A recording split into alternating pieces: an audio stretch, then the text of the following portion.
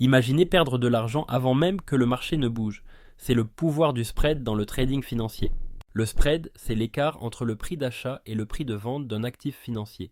Simple en apparence, mais crucial pour les coûts de transaction. Prenons l'exemple de l'action XYZ. Si le bid est de 10,00 € et l'ask de 10,05 €, le spread est de 0,05 €, une perte immédiate pour l'investisseur. Il existe plusieurs types de spread, bid-ask, de taux, de crédit et de change. Chacun a ses spécificités et ses implications. Le spread bid-ask est le plus courant, représentant l'écart entre le prix d'achat et de vente d'un actif. Dans le marché obligataire, le spread de taux mesure la différence de rendement entre deux obligations. Le spread de crédit, utilisé dans les Credit Default Swaps, évalue la prime de risque d'un emprunteur. Dans le Forex, le spread de change est la différence entre les taux de change acheteur et vendeur d'une paire de devises. La liquidité du marché influence la taille du spread. Plus un marché est liquide, plus les spreads sont étroits. En période de forte volatilité, les spreads s'élargissent car les teneurs de marché augmentent leurs marges pour se protéger. Les spreads varient aussi selon les heures d'ouverture des marchés. Par exemple, ils sont plus étroits pendant les chevauchements des sessions européennes et américaines.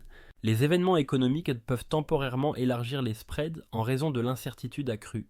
Les ordres de grande taille peuvent bénéficier de spreads plus étroits car les courtiers offrent de meilleures conditions pour des volumes importants. Pour les traders, le spread représente un coût direct pour chaque trade, impactant particulièrement les scalpers. Pour qu'un trade soit rentable, le mouvement de prix doit être supérieur au spread, un défi pour les traders à court terme. Les traders comparent souvent les spreads offerts par différents courtiers pour minimiser leurs coûts de transaction. Certaines stratégies, comme le scalping, ne sont viables que sur des instruments avec des spreads très étroits.